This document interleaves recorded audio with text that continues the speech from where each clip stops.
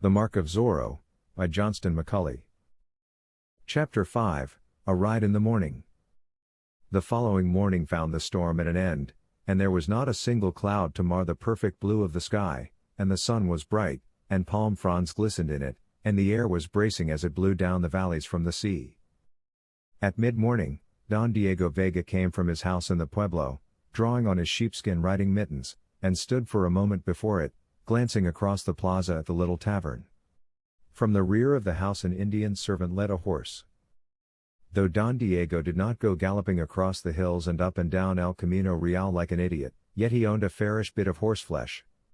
The animal had spirit and speed and endurance, and many a young blood would have purchased him, except that Don Diego had no use for more money and wanted to retain the beast. The saddle was heavy, and showed more silver than leather on its surface. The bridle was heavily chased with silver, too, and from its sides dangled leather globes studded with semi-precious stones, that now glittered in the bright sunshine as if to advertise Don Diego's wealth and prestige to all the world. Don Diego mounted, while half a score of men loitering around the plaza watched and made efforts to hide their grins. It was quite the thing in those days for a youngster to spring from the ground into his saddle, gather up the reins, rake the beast's flanks with his great spurs, and disappear in a cloud of dust all in one motion. But Don Diego mounted a horse as he did everything else, without haste or spirit. The native held a stirrup, and Don Diego inserted the toe of his boot. Then he gathered the reins in one hand, and pulled himself into the saddle as if it had been quite a task. Having done that much, the native held the other stirrup and guided Don Diego's other boot into it, and then he backed away, and Don Diego clucked to the magnificent beast and started it, at a walk, along the edge of the plaza toward the trail that ran to the north. Having reached the trail, Don Diego allowed the animal to trot, and after having covered a mile in this fashion, he urged the beast into a slow gallop, and so rode along the highway. Men were busy in the fields and orchards, and natives were tending the herds. Now and then Don Diego passed a lumbering carreta, and saluted whoever happened to be in it. Once a young man he knew passed him at a gallop, going toward the pueblo, and Don Diego stopped his own horse to brush the dust from his garments after the man had gone his way. Those same garments were more gorgeous than usual this bright morning. A glance at them was enough to establish the wealth and position of the wearer. Don Diego had dressed with much care, admonishing his servants because his newest serape was not pressed properly, and spending a great deal of time over the polishing of his boots. He traveled for a distance of 4 miles, and then turned from the high road and started up a narrow, dusty trail that led to a group of buildings against the side of a hill in the distance. Don Diego Vega was about to pay a visit to the hacienda of Don Carlos Pulido. This same Don Carlos had experienced numerous vicissitudes during the last few years. Once he had been second to none except Don Diego's father in position, wealth, and breeding.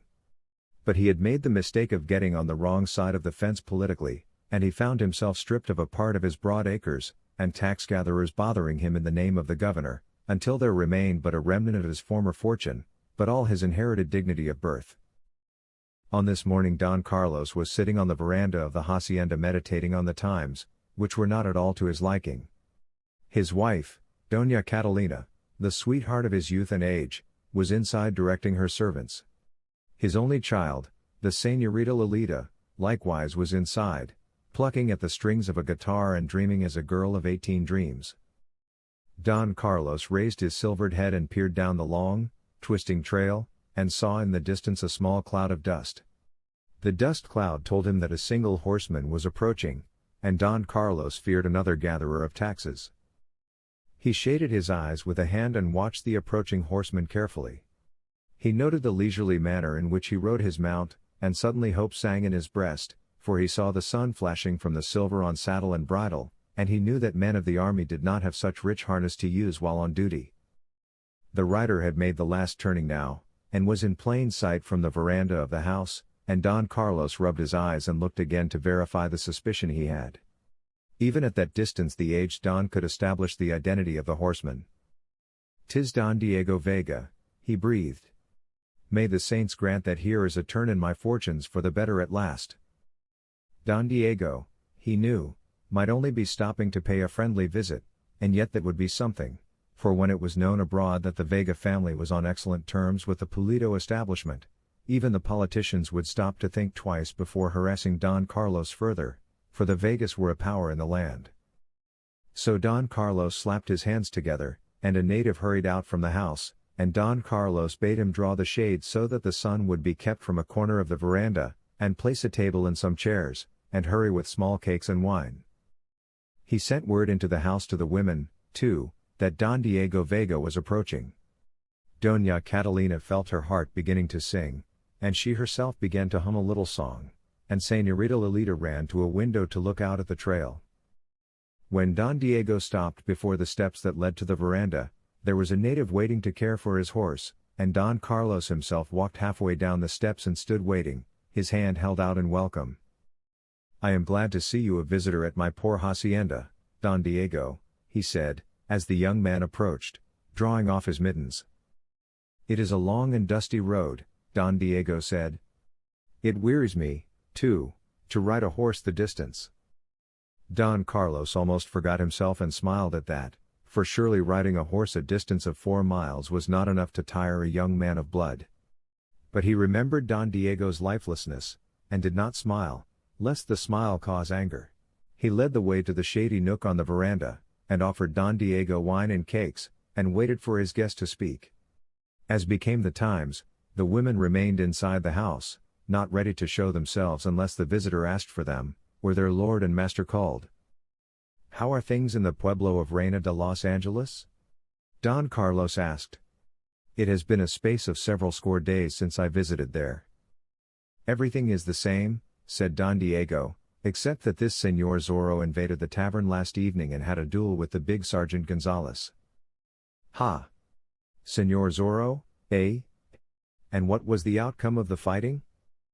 "Though the sergeant has a crooked tongue while speaking of it," said Don Diego, "it has come to me through a corporal who was present that this Señor Zorro played with the sergeant, and finally disarmed him and sprang through a window to make his escape in the rain. They could not find his tracks." "A clever rogue," Don Carlos said. "At least, I have nothing to fear from him. It is generally known up and down El Camino Real, I suppose, that I have been stripped of almost everything the governor's men could carry away. I look for them to take the hacienda next." Such a thing should be stopped," Don Diego said, with more than his usual amount of spirit. The eyes of Don Carlos brightened. If Don Diego Vega could be made to feel some sympathy, if one of the illustrious Vega family would but whisper a word in the governor's ear, the persecution would cease instantly, for the commands of a Vega were made to be obeyed by all men of whatever rank.